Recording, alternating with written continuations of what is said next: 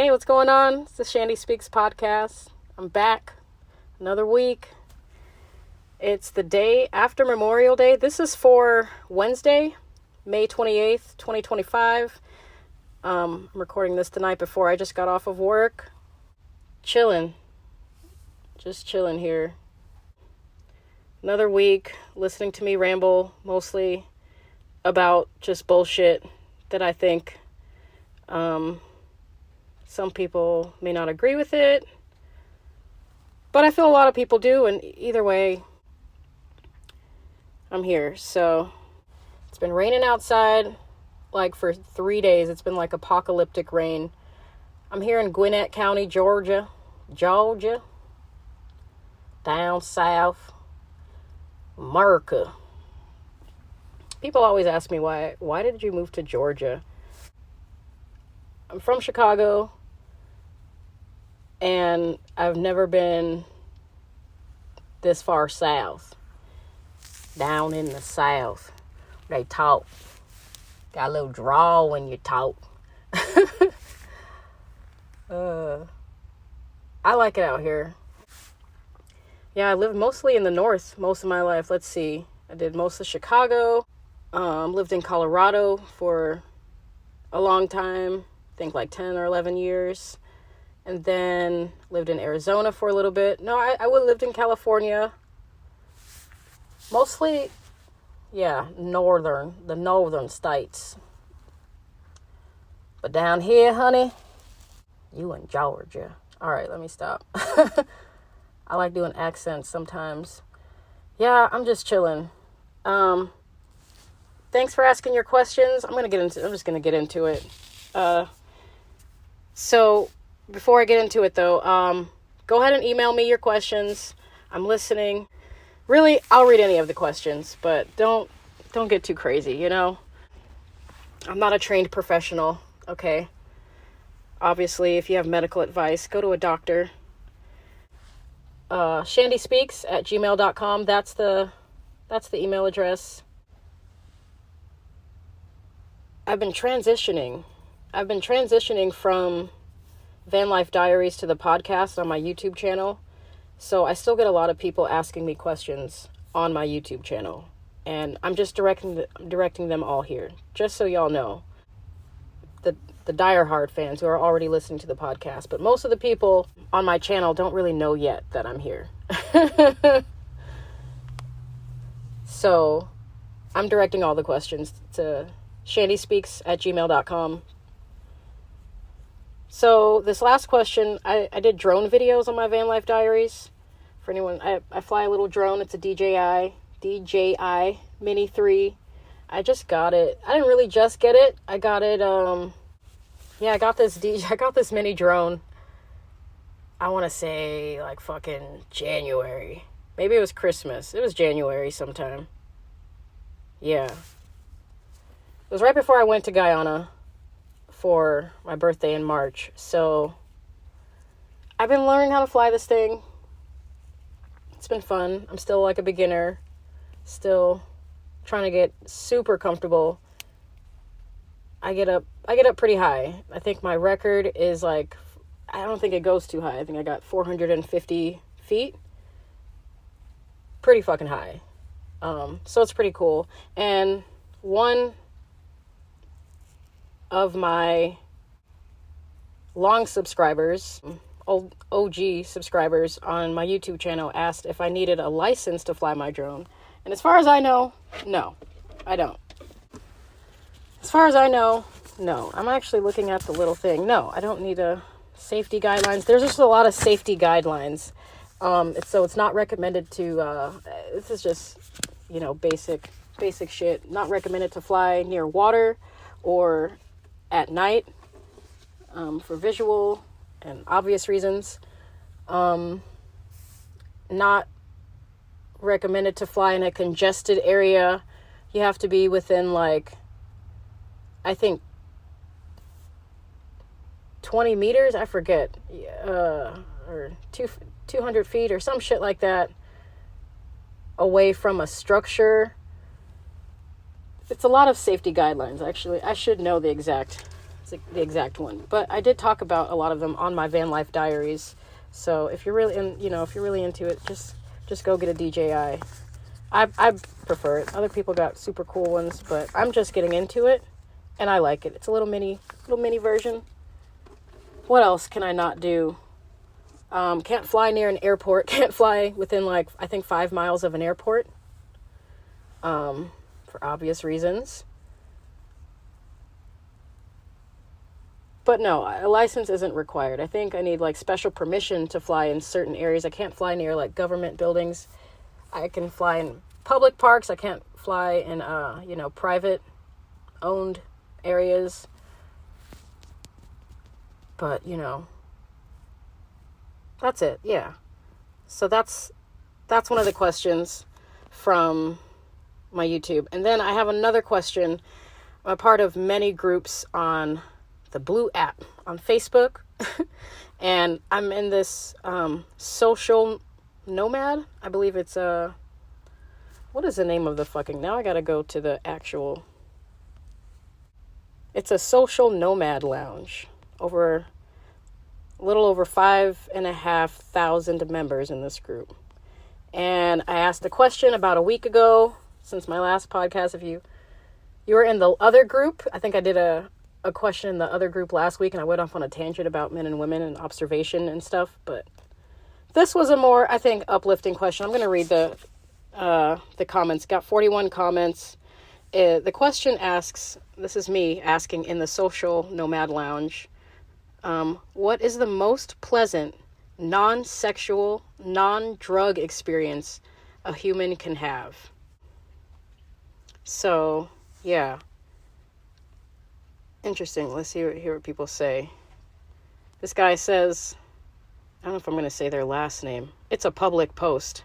It's public. Grant says, finishing a project that took 5 times more work than you thought. It needs to be a project for you, though. No profit motive, just pure drive to do something you didn't think you could do.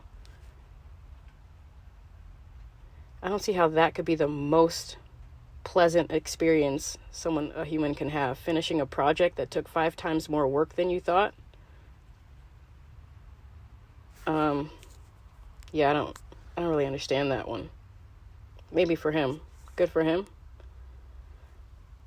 I guess I'm not doing work.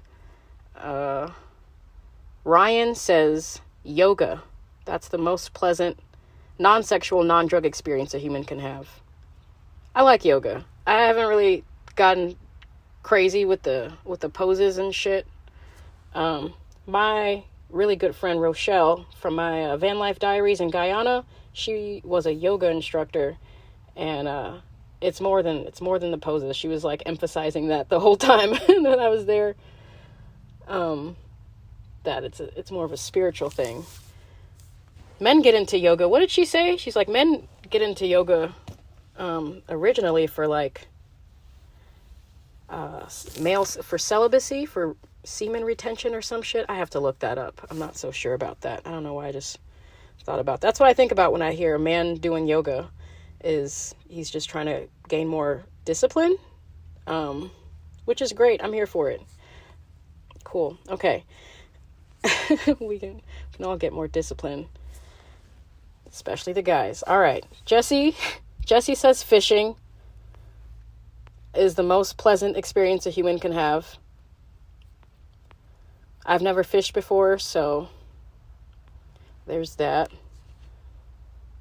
Don't know what that's like. Conan says, getting into water on a hot day to have unrequited love suddenly returned. A shower after a week without, to survive a combat experience. Those are 3 different things. Getting into water on a hot day is the most pleasant experience a human can have. I can agree with that, I guess. I'm not a big water fan. I can't swim. I don't remember how to swim. But it's fun, if it's clean. To have love suddenly returned, unrequited love suddenly returned,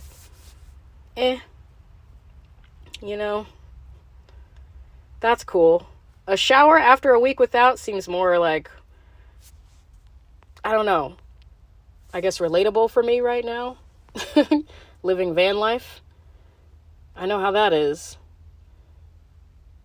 But I don't know if that's the most pleasant experience a human can have that's non-sexual, non-drug. It could be up there. It could be up there. To survive a combat experience, though, good for you. That might actually be it, to survive a combat experience.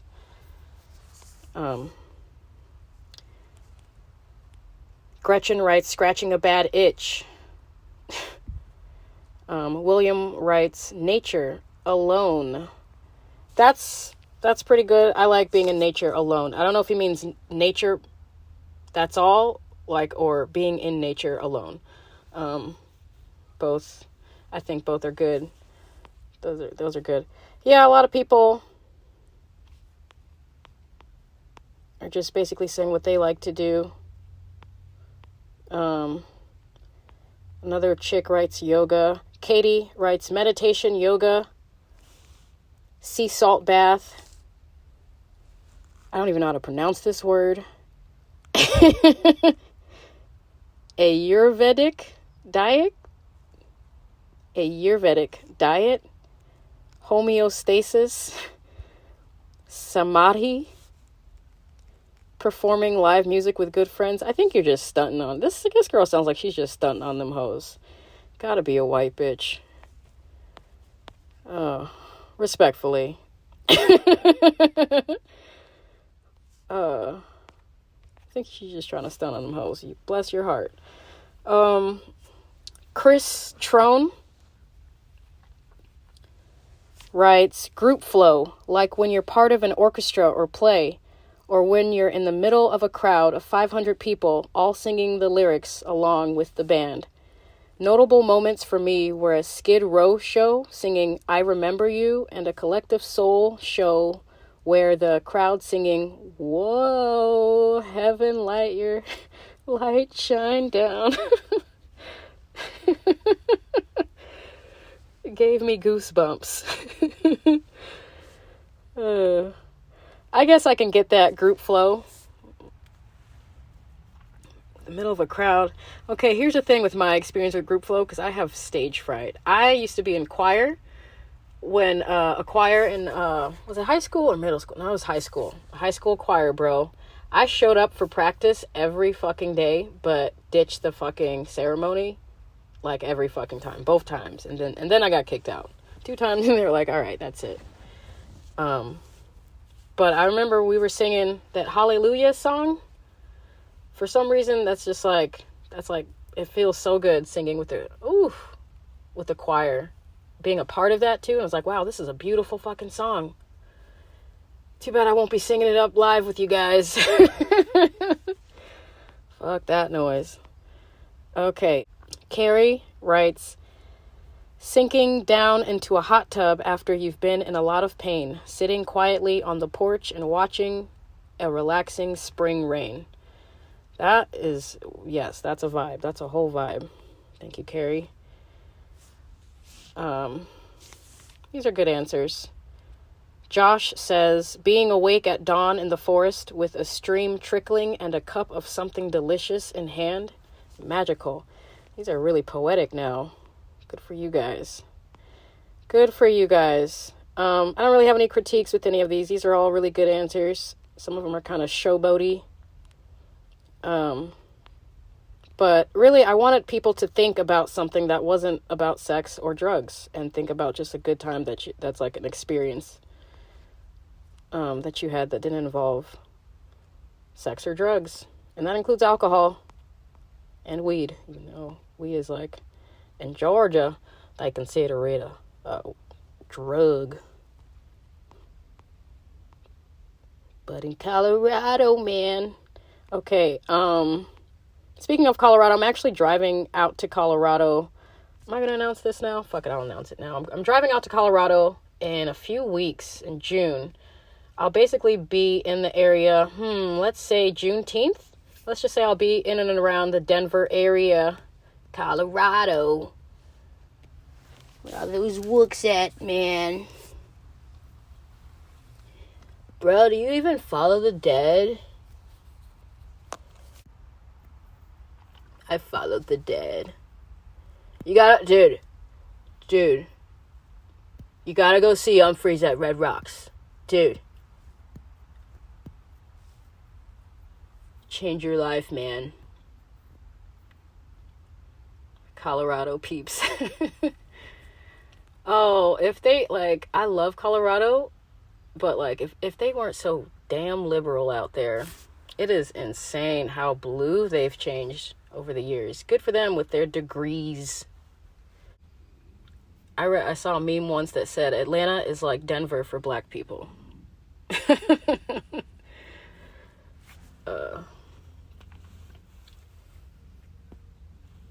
there's no weed out here.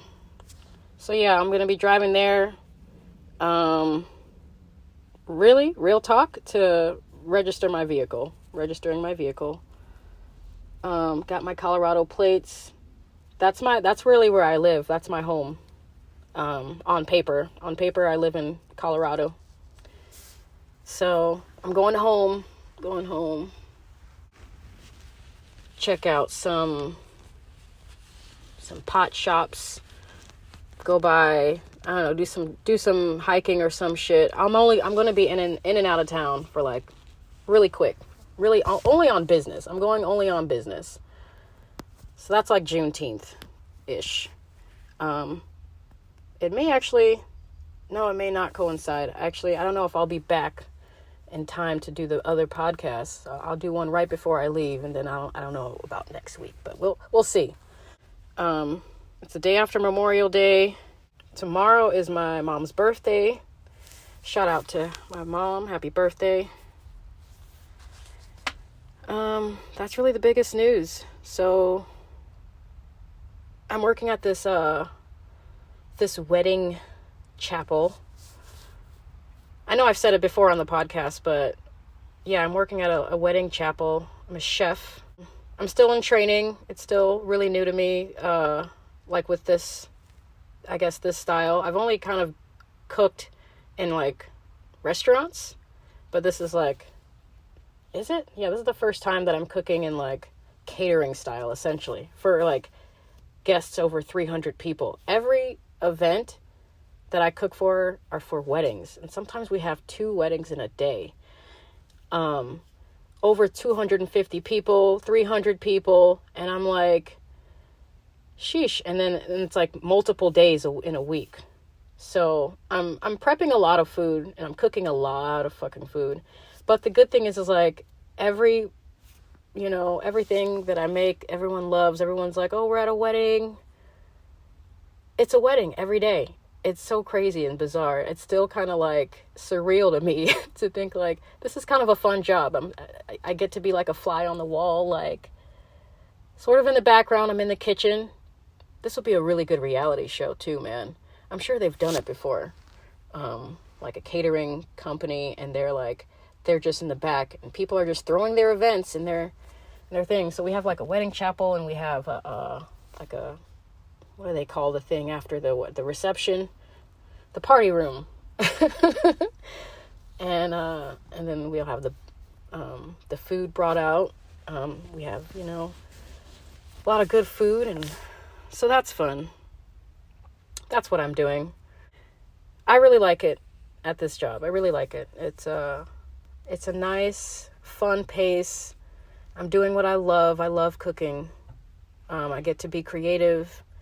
I like where I have like the space, and like when I have this space to be creative in the kitchen. It's fun. I get to wear a nice chef coat too. Look pretty sharp.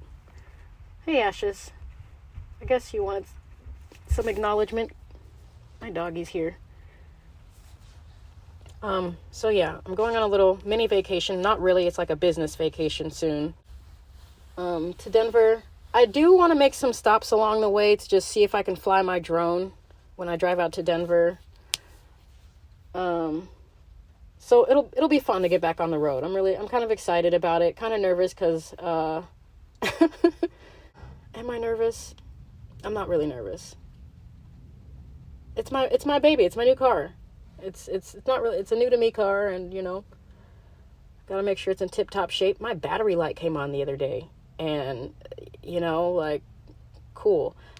I probably gotta get a new battery. I should go check it out. It came on the other day, but it hasn't come on today, and the car starts right up. I didn't leave any lights on, but I haven't, theoretically, I haven't gotten a battery since I left the dealership with it, like almost this time last year. So do batteries last just a year? Not sure about that. Maybe I should just look that up. But I did look up if batteries, what does it mean if the battery light comes on? And Google said that it's either that you need to check the battery connection, if your battery's connected all the way, or if your alternator is connected all the way. If it ain't your damn alternator, maybe it's your alternator. I'm gonna check up on your hood. Gonna check your alternator out. Nah, it's gonna be about $350. $350. Oh, nope, you just want a battery? Battery's $250. Bro, they're charging me $250. I didn't even get a battery. I just inquired about the cost, and maybe it's just because it's a bigger van, biggest van I've ever had. It's a kind of the newest van I've ever had, newest car I've ever had, and the biggest car I've ever had. This is the most expensive battery price that I've been quoted, $250, for like the lowest warranty one. So that's wild. So you're gonna have to get yourself a new battery, maybe a new alternator. Go check on your hood. Go check on your hood, honey. I know cars. I'm a mechanic. Everybody in Georgia is a mechanic. I did notice that when I moved here to Georgia. I moved to Georgia in literally right around June in 2023. And I noticed that everybody, compared to everywhere else that I was living in my van, like doing van life around the country, everybody worked on cars. Everybody works on cars out here. Everybody knows what their cars are. So I'm gonna probably check that out when I get paid about my battery coming on. If it's not one thing, it's another. It's cool. But I definitely gotta check it out before I go on the road. Probably get a new battery, maybe, or a new alternator. And I might even need to go get a whole new oil change. When was my last oil change? I just got one. Grease monkey. That funky monkey. April 23rd was my last oil change. So I'll probably get an oil change on my way back. That's what I'll do. So I'll get a battery before I leave. Get my supplies. Hippity hoppity. Get on the road. Bippity boppity. And then before I leave Colorado, coming back, I'll get an oil change. Should be fun. On the road again. What was it? I wanted to bring up my Denver trip. It's a 12-hour drive. I'm like writing out my whole itinerary, like when I'll be stopping, how many miles I'll be doing. Gotta get my miles in. It's like over 1,000 miles. And I think I'm gonna go the Kansas way. It's so gay. And not in the good way. Kansas is a drag. Kansas is such a drag, but it's the quickest way because I have an appointment that I cannot miss. See, back in my day, we just walked in the DMV and just showed them our paperwork, and then we walked out the same day with a brand new driver's license card. But now everything's done like where you have to let them know you're coming at least a month in advance because everyone's trying to get their driver's license. They're literally like taking care of like 30 people a day maybe. And they have it so where they have like an income every day for the year because they're doing less volume. Because you have to set up an appointment online and everyone else is trying to set up an appointment online. The earliest that I've seen an appointment, and this is all across Colorado. You can go to any DMV. I searched in every DMV, every motor vehicles office in Colorado, and it's always like at least a month out. 3 weeks it was like the earliest. I was like, are you fucking serious? A month out. So when you set up the appointment, and if you miss it, then you know that by the time you miss it, you're going to have to book another appointment, and it's going to be another month out, maybe even longer. It's crazy. So you have to let them know you're coming now, and then you got to make sure you have all your paperwork, because if not, then guess what? You got to reschedule your appointment. It's crazy. I almost want to kind of be like on some petty shit and just like make multiple appointments. Like make an appointment once a month for the rest of my life. I'll just out of spite. Every month they can just look forward to not showing up for her appointment. Oh, that's gonna be funny. That's hilarious. Oh, beautiful. And then once you get there, if you don't have your paperwork, then they're just like really quick and they're really snooty. They got these like little fucking kids. These like, they're like, we learned from the best. Our moms were the bitches that worked at the DMV when we were younger, and now we're taking their place, type shit. And they're just being so rude and just so quick. And like, all I'm thinking, like, picture like the Peter Griffin meme. Peter Griffin with like long nails, and working at the DMV. That's a meme, I'm pretty sure. So yeah, I gotta make that appointment. I cannot miss that appointment. So Kansas is like the best way. So it's going to be a drag to get there, but on the way back, depending on how I feel or what the time frame looks like, how long I spend in Denver, I might take the Nebraska way back and then drop down into St. Louis, because Nebraska is it's just better. It's just better than Kansas.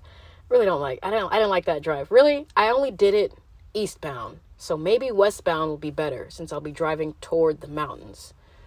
It'll be like I'm driving home. I'm driving towards home, driving towards the mountains. Because leaving Colorado, driving through Kansas is a drag. You're literally driving into plain, flat nothingness. Nothingness for days. I was in Kansas for days, bro. Like at least a day. Crazy. So I'm going to make some stops. I'm thinking about making some stops. We got Mushroom. I looked up, because I'm going Kansas westbound. So I looked up Mushroom Rock State Park. It's like 500 miles away. Let me look up that, see how cool that looks. Mushroom Rock State Park. That'll be basically, I'm thinking, way on the west side, on the cool side of Kansas. The closer you get to the Colorado side of Kansas, I would say, because you gotta get through. You gotta give yourself some reward, because Kansas is like a whole day, my bro. Actually, it looks like it's like almost in the middle. Mushroom Rock State Park looks like it's almost dead smack in the fucking middle, up past Wichita. But you'll get past fucking, no, you won't even get past most of it. Bro, it's like dead smack in the middle. You're going to get through halfway of it. You're going to feel like you want to die. You're going to leave Kansas City. Is that Kansas City, Missouri, or Kansas City? That's Kansas. Both of them. Both of them. You'll leave Kansas City. I'm coming in from Missouri. And then you'll feel like you want to die, and then you'll hit Mushroom Rock State Park about halfway through, take a little break, go see some cool shit, maybe fly my drone if it's legal. And then Little Jerusalem. I just like the name. I like really thinking that says like biblical kind of. I'm that kind of girl. Little Jerusalem Badlands State Park in Oakley, Kansas. That's closer to Colorado for sure. It's not much further away to Mushroom Rock. Let me double. It's about 200 miles away, which is still, yeah, I can drive another 200 miles, still feel like I want to die. And then it looks like it's only a ride, skipping a ride. It's a little off path, but not too far. You know, we're taking I-70 in, but yeah, and then we'll only be about 111 miles away from 𝙤𝙤𝙤𝙤. 𝙤𝙤𝙤𝙤. Then I'm legally home. And then no DMV. From there, from the border, all the way to the fucking Junktown Grand Junction to the other border, touching Utah, like, and all in between. They're all booked out for a month. Go look it up right now. You should complain about that. And that, you know what started that? The Rona. The Rona started. Well, they've been doing that for a while, but it got really backed up during COVID. Really fucking backed up during COVID. A lot of job openings. A lot of people had to lose their job. It's a beautiful state, though. I can't wait. I think those are my only 2 stops that I have. Monument Rocks, Chalks, Pyramids. What is that? Monument Rocks, Chalk Pyramids. Where the fuck is that? It looks like it's kind of out of the way. It's kind of close to Little Jerusalem. Let me see. Yeah, it's like 15 miles away from Little Jerusalem. Actually, it's before Little Jerusalem. But it looks like a really cool park. I actually might stop there instead. But that's cool. Those are my stops. Those are my anticipated stops. It'll be really cool to fly over there. See if I can fly my drone. Thanks for sending in your questions. I'm about to wrap this up. What do I have to do? I haven't planned my itinerary yet for the route back. So that's TBA, but Denver. Yeah, I'm going to wrap this up. So thanks for all your questions. Thanks for answering. Thanks for participating. Thanks for listening for as long as you did. I'm just here. I'm just living my life, doing what I do. It's still raining. ChandieSpeaks@gmail.com. That's ChandieSpeaks@gmail.com. Thanks for listening.